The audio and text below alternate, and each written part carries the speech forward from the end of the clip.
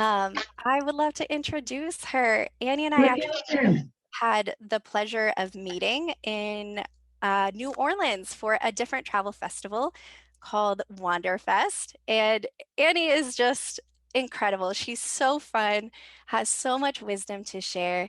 She is a travel educator and consultant for indie travelers. She is a boss at saving money without sacrificing the good stuff and loves teaching others how to do the same. Over the last 13 years, she saved thousands of dollars on her international flights for herself and others. And when Annie isn't teaching about travel, planning trips, or traveling herself, you can find her out in nature with her husband and puppy, Lizzie, in her home state of Utah. So, Annie, take it away. Awesome. Thanks, Mia. Oh my gosh, I'm so excited to see all of you here. First and foremost, thank you for taking some time out of your day to be here. I hope that you will walk away with all sorts of amazing things that will save you piles of money on your next plane tickets. Yes, like Mia said, this is what I do. I mean, I have been indie traveling for 13 years now, and there is so much that I have learned. And now I'm going to do my best to brain dump all of it at you in the next approximately 30 minutes. So let's get to it.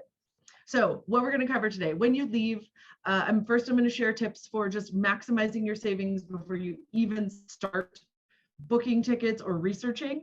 I'm going to share my favorite tools and resources to help you with your research.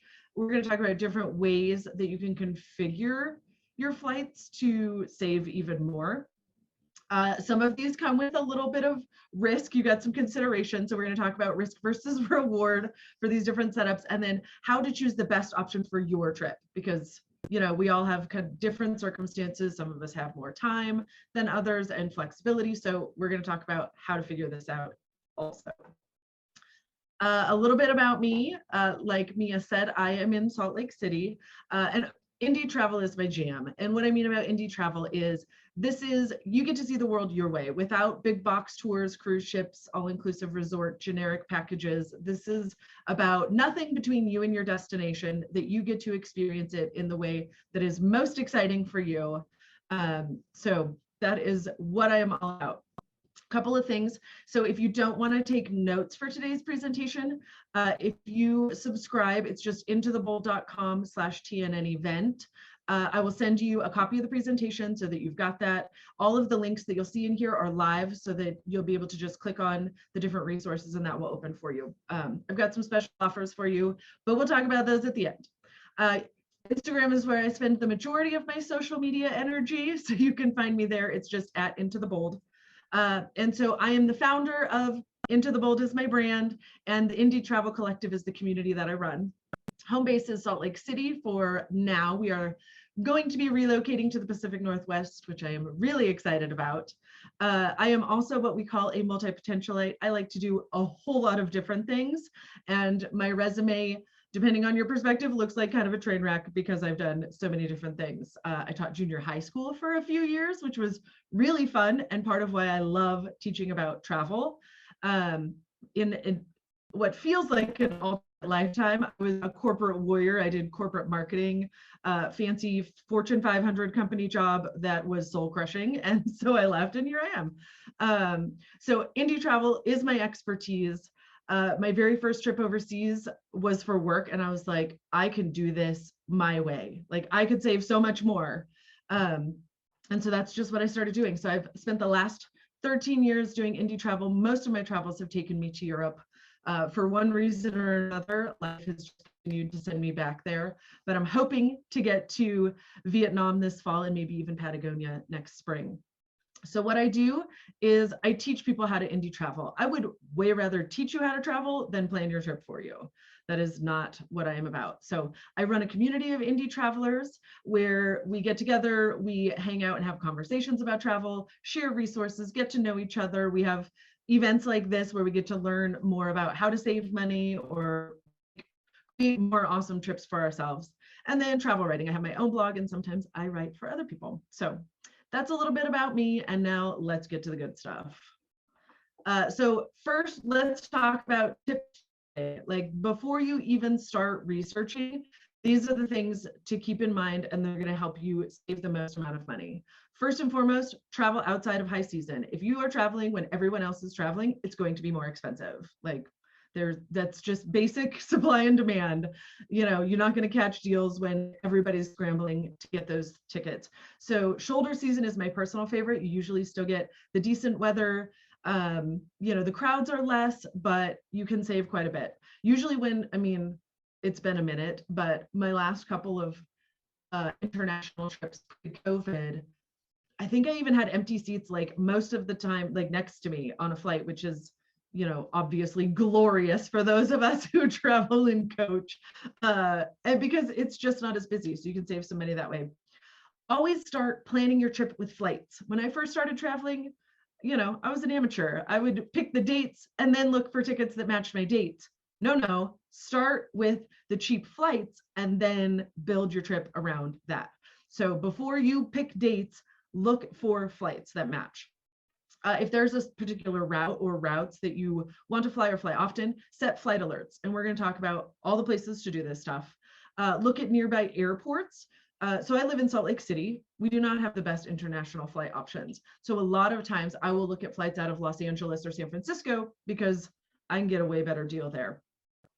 When you're doing your flight searches, search in incognito mode. This keeps sites from artificially increasing the prices that you see. So if you search in regular, just standard browser mode, you know, the cookies, they stay on your computer.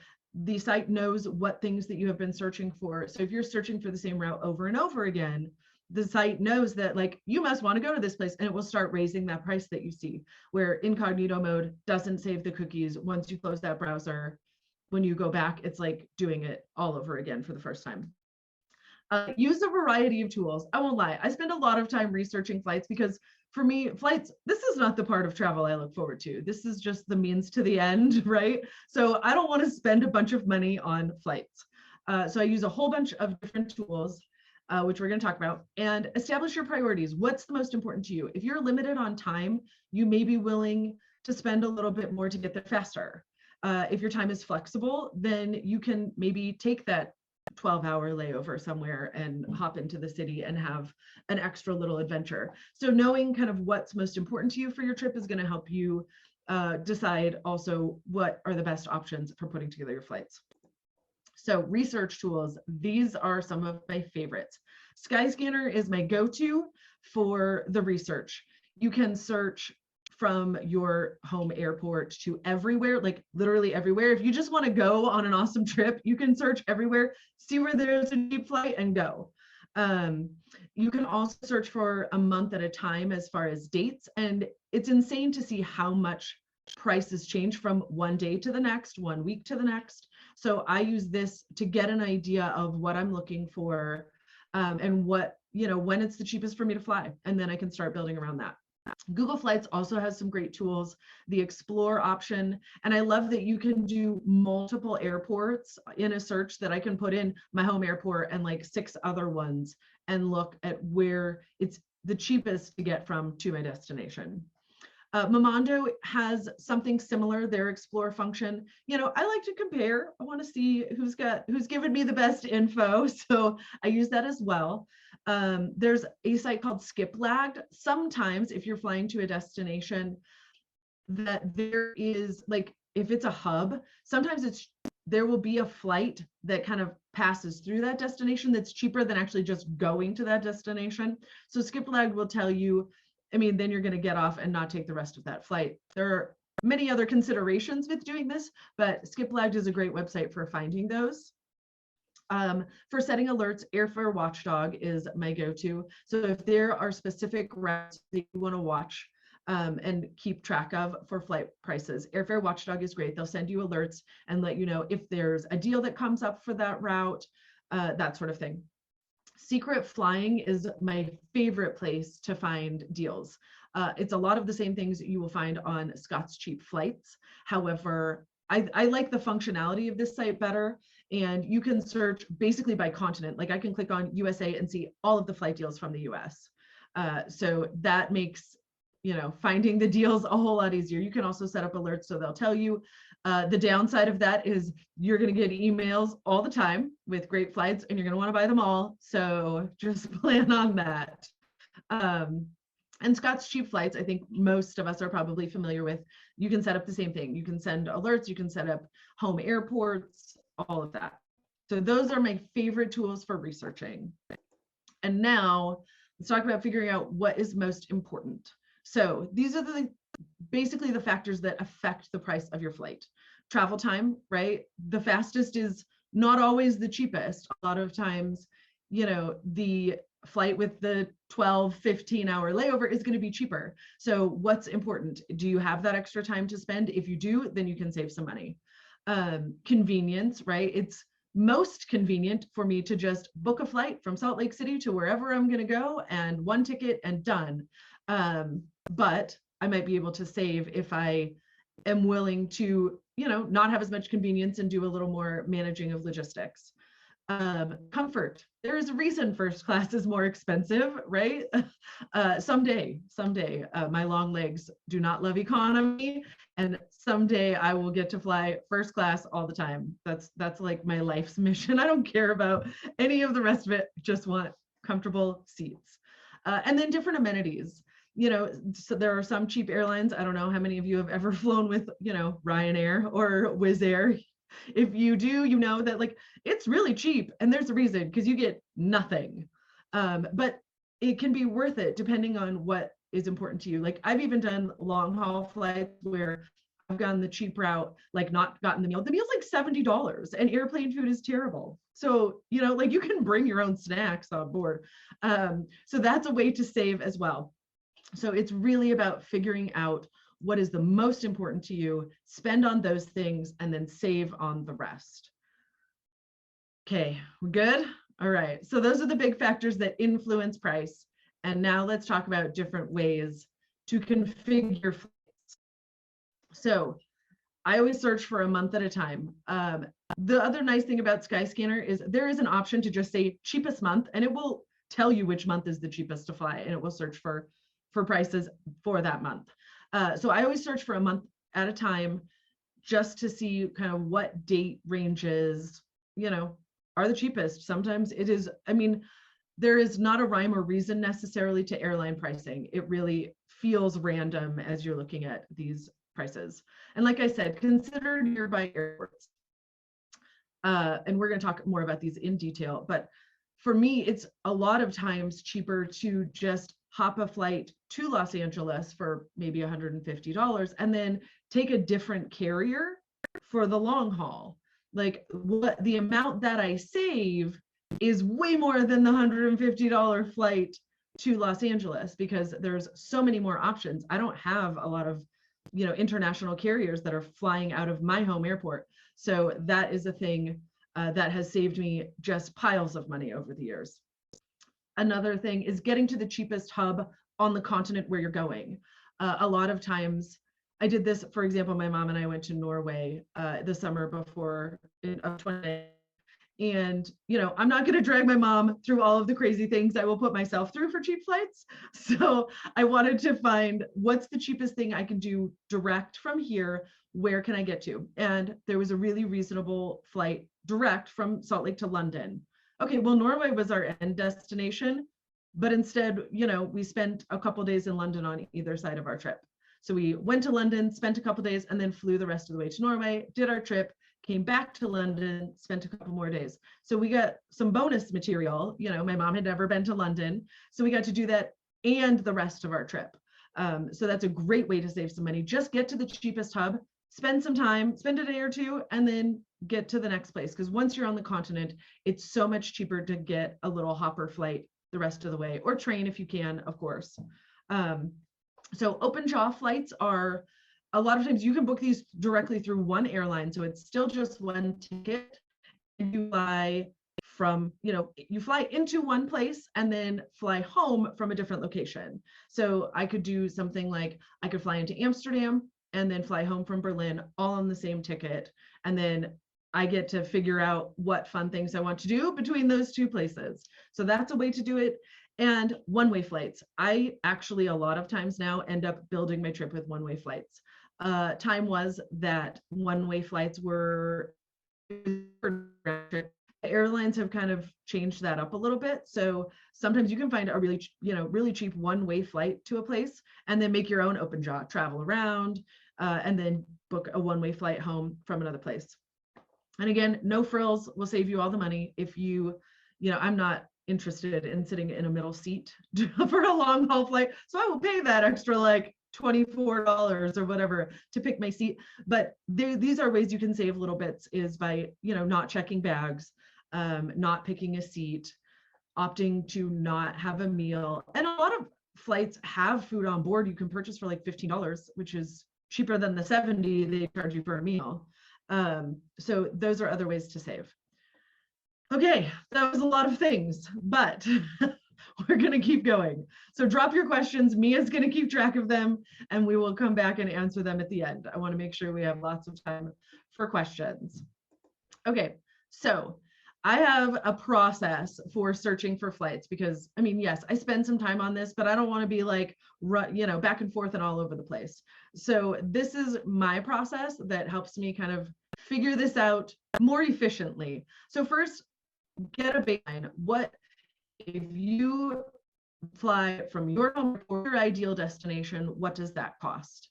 And so that will give you your baseline for me. And then it becomes a game. Like, how much can I beat this by? Like, how much can I save over this baseline cost? And then I will check for deals if there are any deals from my home airport or one of my hubs. And then I'll look for the deals, and then I'll search to everywhere. From my home airport, I will search to everywhere and see where it's cheap for me to get. Like, it might save me $200, $300 if we're going to use this as an example, because throughout the rest of the presentation, so that it's consistent. So if I want to get to Berlin, let's say, I will look at original flight Salt Lake City to Berlin, see what that is. I will look for deals from Salt Lake to Berlin, or from Los Angeles or San Francisco to Berlin. I will search from Salt Lake to everywhere, because there might be some sweet deal from Salt Lake to Frankfurt, and then I can just take a train the rest of the way and see all of the other fun things. So I'll search for everywhere, and then I will basically do the same process from the nearby airports. I'll do the same thing for Los Angeles, the same thing for San Francisco, and see what this comes up with. And like, that chunk maybe takes an hour to just kind of get these ideas, and then you can start really digging into the details. And again, finding a hub near your destination. If I'm going to Berlin, I know that Munich is a hub. I know that Frankfurt is a hub. Amsterdam is a little bit further, but it's still on the continent, close enough, easy to get to my final destination. And I mean, seriously, I have saved thousands of dollars over the years by just looking at what else is around and building around those things. Then you can look for open jaw flights, see if there's any of that makes sense, and then look at piecing it together with one-way flights. Okay. Now, using nearby airports. Oops. Hold on. Okay. So using nearby airports, how I choose which airports I can consider is that obviously an international hub. Those are my two biggest ones, but sometimes, other places that are cheap for me to get to, Las Vegas, Denver, Seattle. So, sometime, depending on what kind of prices I'm seeing, I may expand my search to those places. Do you know somebody in a hub like that? I had family in Los Angeles for a long time, so that was really nice. Like, my husband and I, or just myself, we would drive to Los Angeles, which, gas money, that's fine. We would stay with family, hang out, have a great time with them, and then they would take us to the airport and we'd hop from there. And that saved so much money. So if you have friends or family, in a city where there is a hub, it's a great excuse to go visit them and save some money on your flights. Again, searching to everywhere, keep an open mind about what your trip itinerary could look like. Maybe you can find a cheap flight to somewhere that isn't the destination that you're thinking of, but that's close enough. And there are so many interesting ways to put together. So keep an open mind that you don't have to just go to this one place. And planning your timing. So this is the biggest thing. If you're going to do this, this format of, like, most of the time, Delta is my, biggest airline here. So I'll take Delta to whichever hub, and then I'm going to have to switch airlines to get on to the next one, which means I'm going to have to exit the terminal. I'm going to have to go back through security. I'm going to have to do all of the things as if I were just arriving to that airport to check in for my flight. So making sure you give yourself enough time. If it's an international flight, I try to give myself at least 3 hours between when my flight from Salt Lake is supposed to land and when the next one leaves. I want to make sure that this, that I give myself time, and in case something goes awry, that, I'm not stuck. Because a lot of times, if you miss that flight, the other airline may not help you because you didn't book the whole ticket with them. I mean, this may also not be information you have to disclose to them, that like, I just missed my flight, and they'll put you on the next one. But these are some of the considerations to keep in mind.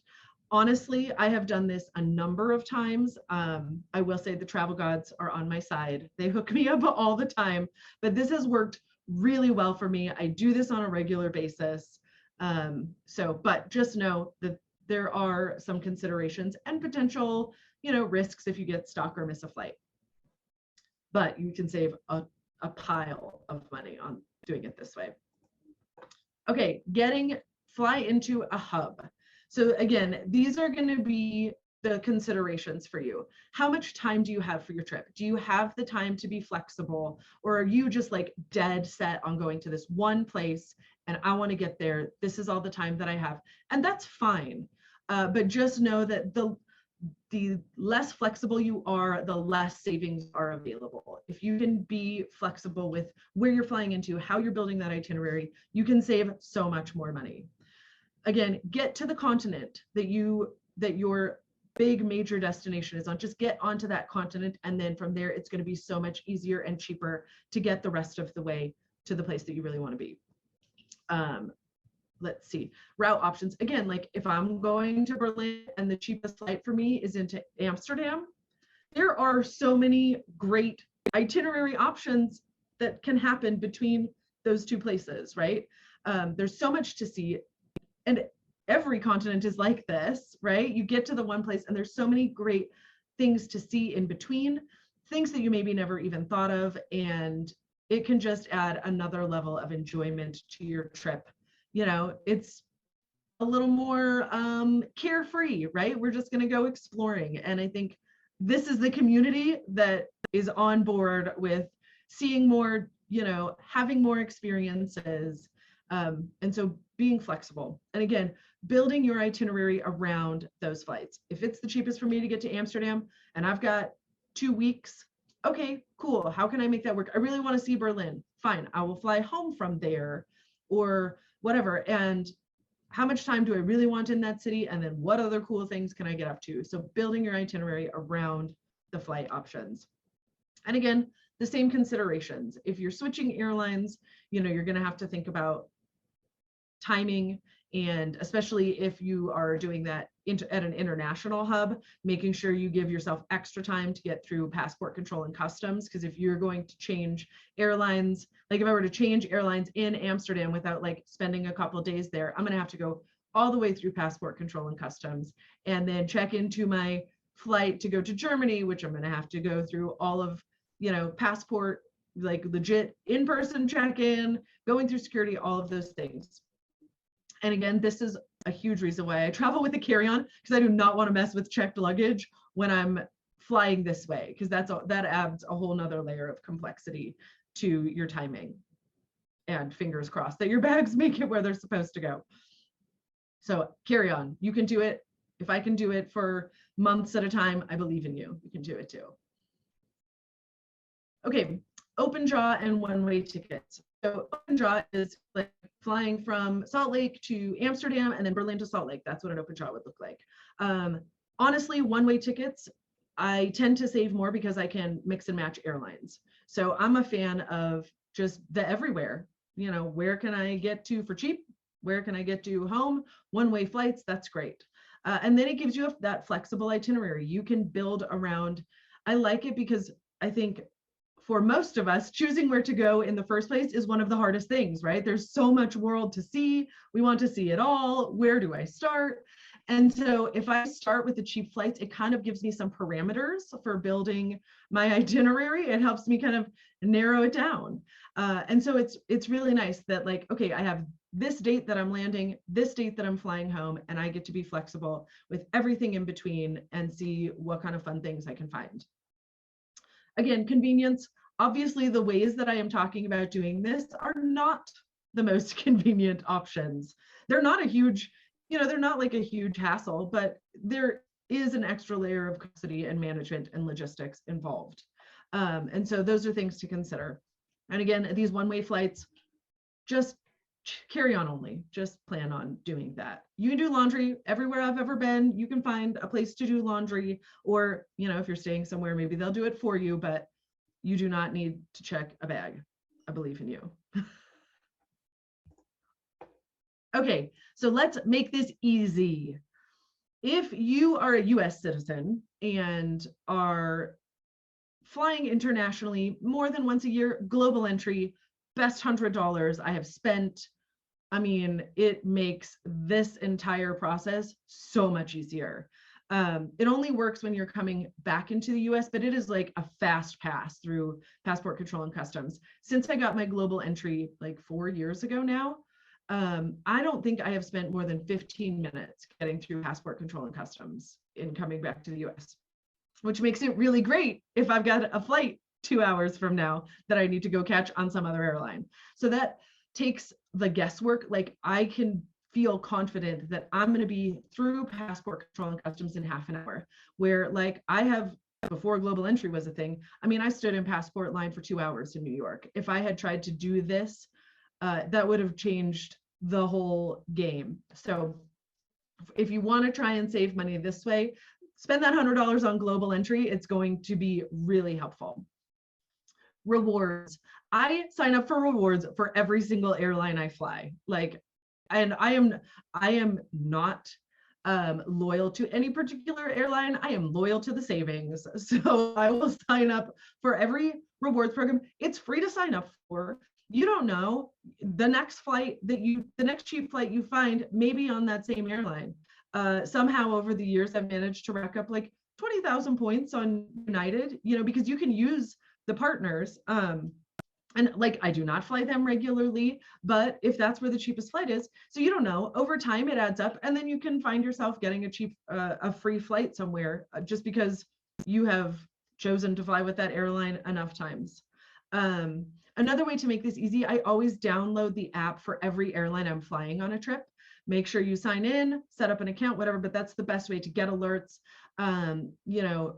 Electronic boarding passes.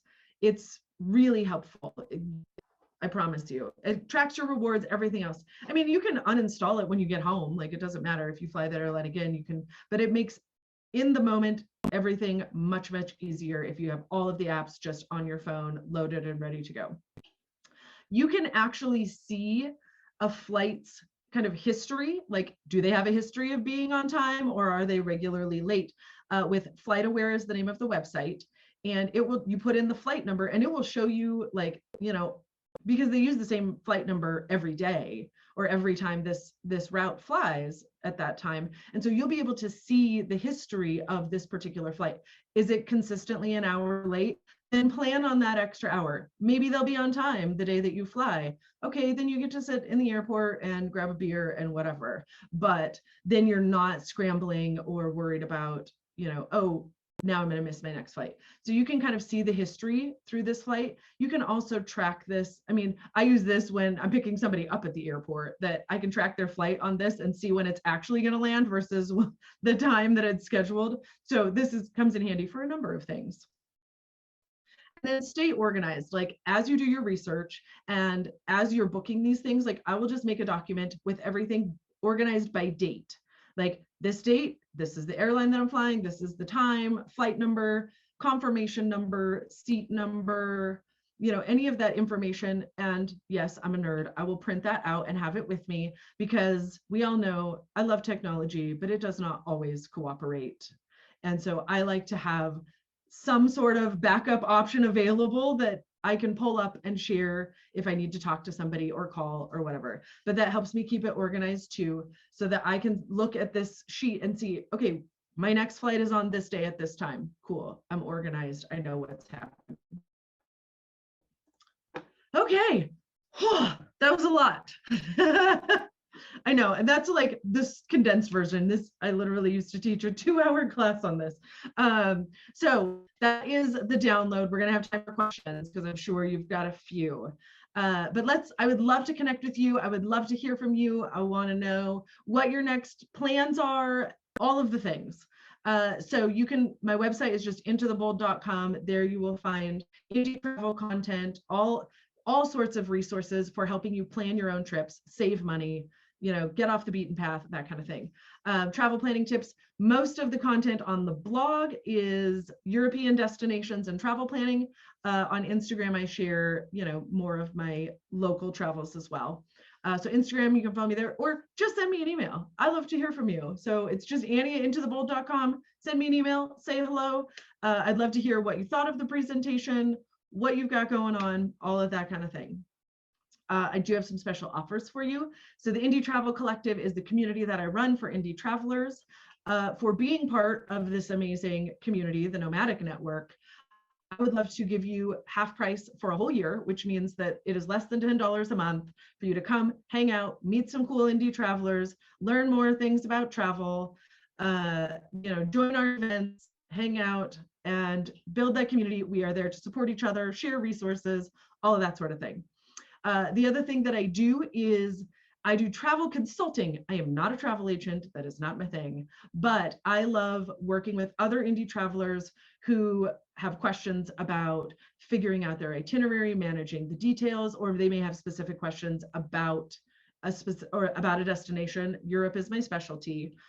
So that is also a thing. And I would love to give you a free 30-minute session.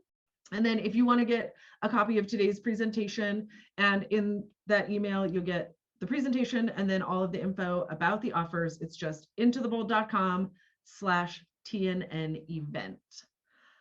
Okay, now I want to hear all of your questions. So I'm going to stop sharing my screen so we can do Annie, questions. that was amazing. I think it's safe to say for everyone in this room, we were all just blown away with all of the words of wisdom you had to share. The chat was like hard to keep up with. Everyone had things they wanted to comment on. So thank you so much for this awesome presentation and for taking the time to share your words of wisdom with us. So we do have a lot of questions. So the first question is basic economy worth it?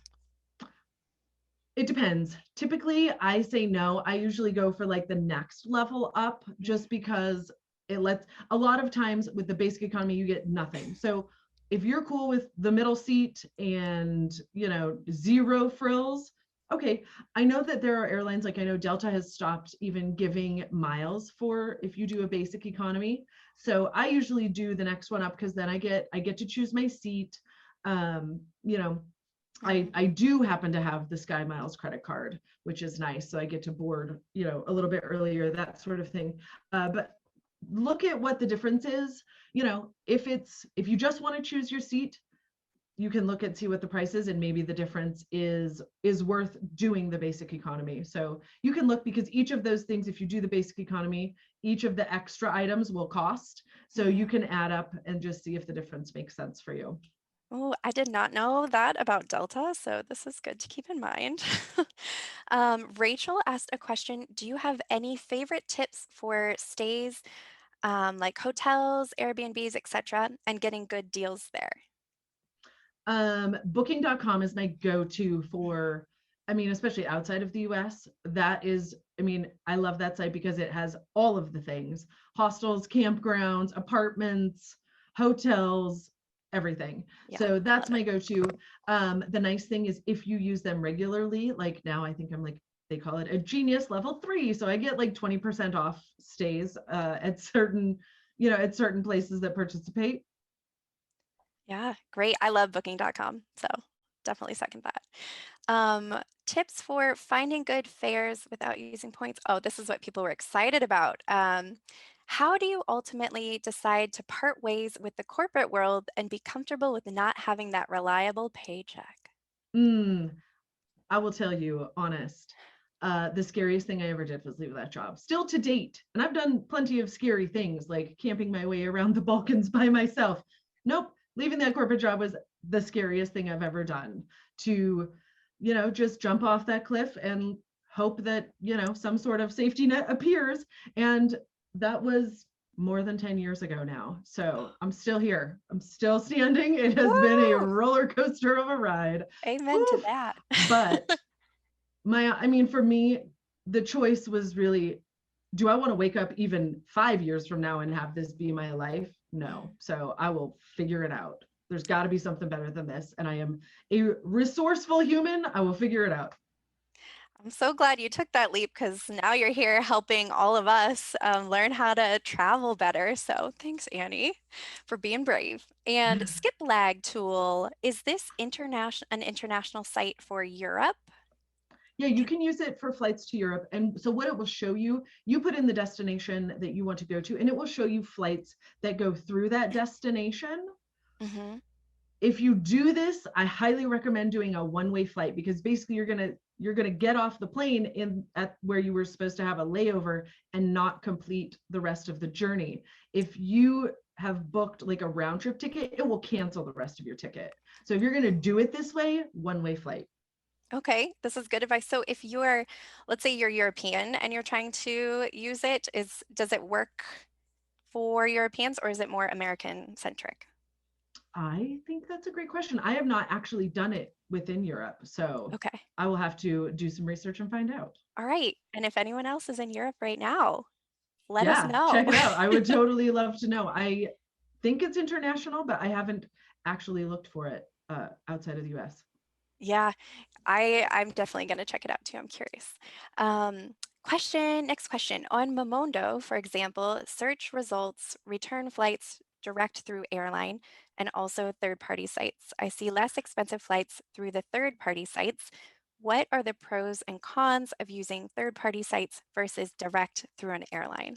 That is a great question, and I totally meant to cover that. And so I'm glad somebody asked. I always book directly through the airline.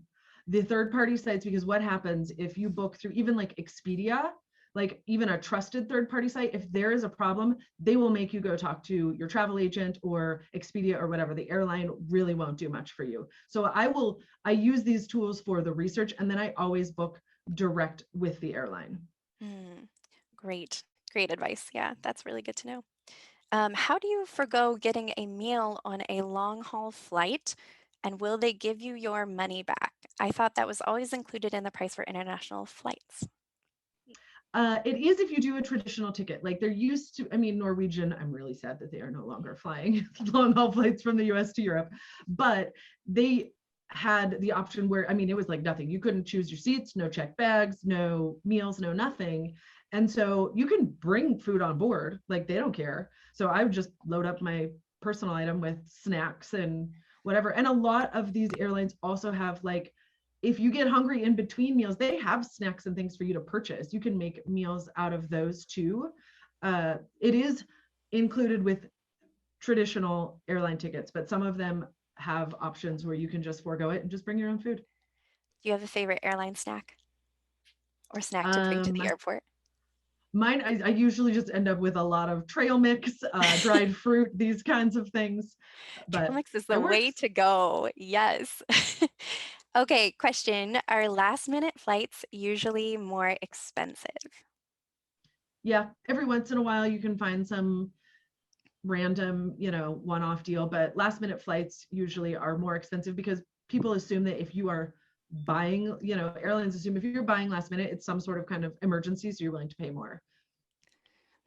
Okay, good stuff, good stuff. And somebody asked if you're planning to fly to Munich. I think they were asking you on July 2nd or 3rd. Um, Any I am plans to go to not, but Munich? I'm not Okay. necessarily against this idea. Do Okay. you know of a deal? Because I'm in. Hey, let Annie know. She may be in Munich. We'll see. And we got a lot of questions about open jaw flights, but I know you explained it later on. You're welcome to add to that. It was just what exactly are open jaw flights? How do you book an open jaw flight? But Oh, yeah, how you book it. So like if you want to book this, like if you go to the airline website, you'll see one way round trip and then you'll see multi-city, and that's where you book an open jaw flight. And it doesn't even have to be one. Like, so for example, when I went to New Orleans and got to meet Mia, so I flew first to Atlanta to visit friends, and then from Atlanta to New Orleans for that, and then from New Orleans back to Salt Lake. So like, but that was all on one reservation. So it's just the multi-city option when you're looking at booking, and you can put in the different cities and stops. nice. This is good to know. I've never used open jaw flights. Would I Who be in last this round chat three? has used it?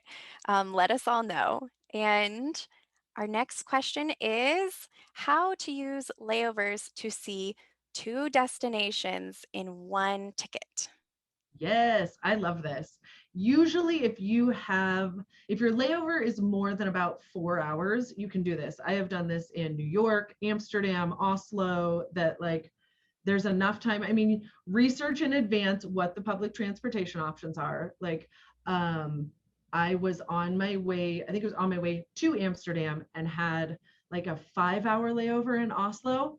The lady sitting across from me on the flight was traveling alone too to Amsterdam, so we just decided let's take the train into the city and go check some stuff out. So we got to wander around Oslo for a bit, like go to the sculpture park, whatever. Just make sure that you research kind of what your public transportation options are to get into the city, and make sure you're back to the airport with about the same amount of time as you would need if you were just arriving. I love that. I love that little travel buddy tidbit you just shared. So sweet meeting people on the road. This is why I love this community. Next question comes from Vanessa. She said, I use a VPN to buy flights. Do you use that? I've saved so much money logging in from different countries. I haven't done that. I tend to just do incognito. It depends. But now I'm going to totally try it. So that thanks for that tip. I will be checking that out next time I'm looking for international flights. Yes. Yeah, I'm going to have to try it too. I have a VPN, but I haven't used it for flights yet. Rachel said, I often find that it's easy to spend money by eating extra meals, etc. when I have long stays in airports. Girl, me too. How do you manage discretionary spending along the way? I think, yeah, that's a great question. I think that you need to factor this in as you're thinking about, okay, if I've got a 6 hour layover, yeah, I'm going to have to pay for that public transportation to get into the city. What am I going to spend on food? What am I going to spend on, those kinds of things? And does it make up the difference in the price? This is why I have like, my sheet where I'm like, okay, here's the prices. And then I'll think about those things. What are the extras that I'm going to spend doing it this way? Like, am I going to pay for a hotel if I'm spending the night somewhere? Does that make up the difference in price? Sometimes the answer is no, it doesn't. And so it doesn't make sense. So that's what I mean about like, you got to think through this for the trip that you're trying to have and the experience that you want to have. Exactly. Yes. And for carry on, when you're traveling with just a carry on, how do you deal with weight restrictions? And then there was a question related to that, especially with flights with like on airlines like Ryanair or Spirit or Frontier. Yeah, that is tricky business. You are not wrong. Like my last trip, I flew from here to San Francisco, spent a couple days with family, and then flew to Tirana, Albania, and it was on. So one of the questions we had left was about credit cards that reimburse the cost of global entry. Do you have any? Oh, is she still here? Oh, did she I'm still disappear? here. Don't Oh, worry. you're No, still here. I'm Okay, here. good. Okay, great. So, do you have any credit card recommendations for cards that reimburse for global entry? I know I've used global entry and I love it. I do too. And I did it before I had a credit card that reimbursed. So I'm not exactly sure how the reimbursement process goes. I believe Chase Sapphire does reimburse. I know that there are some Capital One. I'm not sure if my Delta Sky Miles reimburses or not. Um, a really quick Google search will tell you like credit cards that reimburse global entry, but I have been really happy with my Sky Miles just because Delta is the biggest airline out of here. And I love my Chase Sapphire too. So both of those, I have one for personal and one for business. And so that's it. But there's a ton of great travel credit cards. I think like the Points guy has written articles, more than one, about the best travel credit cards. I would say he's probably the expert. I have definitely used Chase Sapphire before, and it's very helpful for all the travels. Yeah, thank you for answering that. And I did miss a few questions at the bottom. So let's see. Question. Some countries offer multi-way layovers. Iceland was doing 7 days before. How does someone increase the amount of time on their layover? Increase the number of days?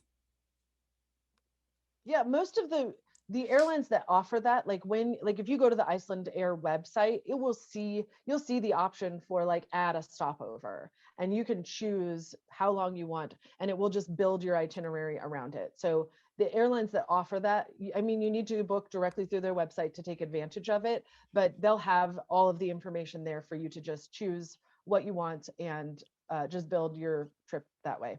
That's great. I've never done a trip with like a long layover where I explored the city. So definitely interested in learning from that.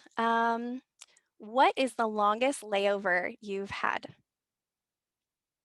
I think honestly, I think my longest one was like 12 hours in New York City. That was my first time in Ooh, New York City. And so I just walked my feet off. I think I walked like 12 miles in 12 hours or something, like just you're getting the stopping most and out of your seeing all the time. things. Totally. I mean, I had a couple friends in the city that I got to meet for coffee, and just like, okay, I've never been to New York. I mean, I think the flight I got from Salt Lake City to Amsterdam for like $400, which, considering that this is not the cheapest place to do that, so it was worth it to me. Like, okay, I'll just take the extra time. I took the train into the city, wandered around, took the train back. It was and a lot of airports have a place like, this is what I did in New York, have like a shop where you can basically, they'll hold your bag while you go out and explore. And I think it was like $20 maybe for them to just keep my bag for while I was out exploring, and they just picked it up and went back through security. I definitely did that when I was in Japan. I had a really long layover, and they had places where you can just like a little coin locker, and it was really helpful for long layovers. Um, I know this is a debatable question in the travel industry, but is there a best day and or time to search for cheap flights? Not so much anymore. This was true in, like the 90s, when a lot of the updating of prices and, getting things on their websites was more manual, or they didn't have a team of people to do it. So they did have like certain days where they would add flights or update things. It doesn't really seem to be the case now, especially if you're searching incognito. Totally going to try that VPN trick. But they just update things when they update things, because now it's so much easier than it was, when that was more the case. Hmm. Yeah, I've learned a lot about that from following Scott's Cheap Flights too in their Instagram account. It's been great. Okay, do we have any questions I missed? Let me know. Oh, people did ask, someone asked, Erica said, I will be in Europe. Is there a way to search open flights from anywhere in Europe to where I live in the US? Yeah, you can do the same flight. So the easiest way to do it, because choosing Europe as a whole isn't an option, you can't choose a continent, but you can choose a country. Like if you know where you're going to be in Europe, or you can just kind of run through the countries. You can say Germany to United States. That's one of the other things about Skyscanner. You can search from country to country. It doesn't have to be airport to airport. So you can search from the country to the United States and find the cheapest route to get from, Germany to the US. Yeah, Skyscanner is great. I think it's Skyscanner that has the option where you can, if you're like a very adventurous traveler, you don't have a set destination, it will give you any place to travel to. You can just click like open destinations. It's Mhm. great. Yeah, just everywhere. Tell me where I can go for cheap. Right, Annie? Let's travel again together. I'm Uh, in. Let's do and it. someone asked if I'm in New Orleans. I'm not. I was there for a travel festival where I met Annie, called Wonderful, or Wanderfest, sorry, put on by another travel community called She's Wonderful. But I definitely hope to get back. And it looks like I got all of your questions. You guys are so Did we supportive. get did we get the one question that was Um, missed? so it looks like it was someone was just wanting to know. Let I saw me one before I dropped off about about why. having multiple stops and long layovers being more Yeah, expensive. yeah. Why it's less with more stops, so less expensive with more stops.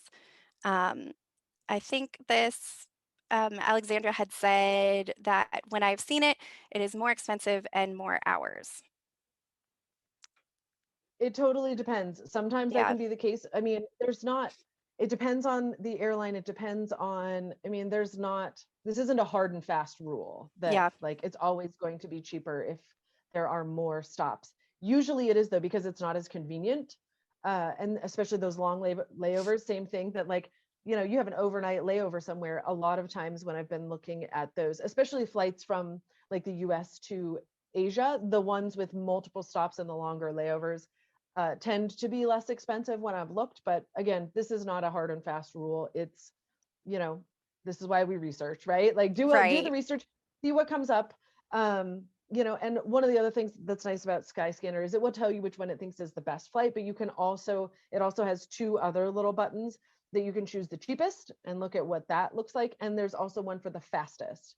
The fastest tends to be the most expensive, not always, but usually it comes up that way. Great. And one question that I missed while the blue screen of death was appearing. The question I think you stopped at answering when you do travel for budget airlines with your carry-on. How do you how do you do that? Let us know, like for longer trips. Yes, okay. Yeah, that's tricky. So yes, we were in the middle of answering that.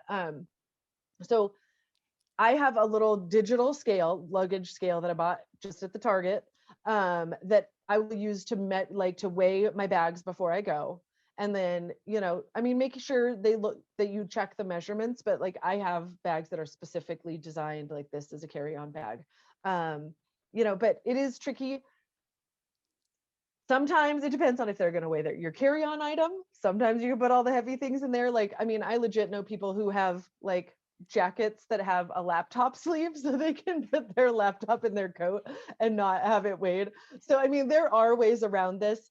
Um, an option, all of these super cheap airlines do have the option for you to pay a little bit extra to have more space in your luggage or have more weight. So if you're really concerned, and the flight is still ridiculously cheap, the way that they really get you is if you don't follow the rules and you get to the airport, and I have learned this the expensive way, that then they will charge you like through the nose to like you check in, oh, your bag's too big or overweight, like 200 euros later, there goes a cheap flight. So if you just read the fine print beforehand, there's always ways to purchase, more weight, a bigger bag, check your bag, whatever. So just make sure that you fall within that. If not, pay the extra 20 euros for a little more weight to avoid paying 100 euros at the airport.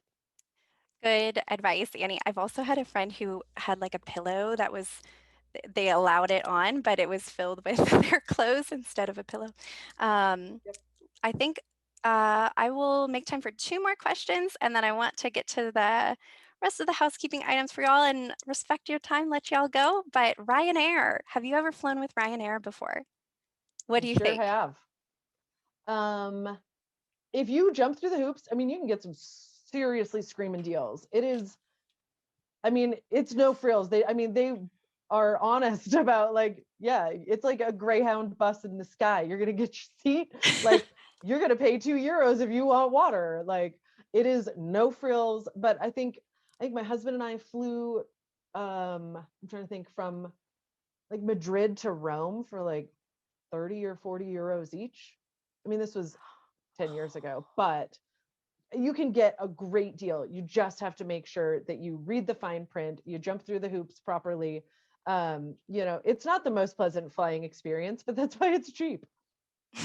Yeah, it's definitely an experience. We'll say that. But it is cheap, you're right.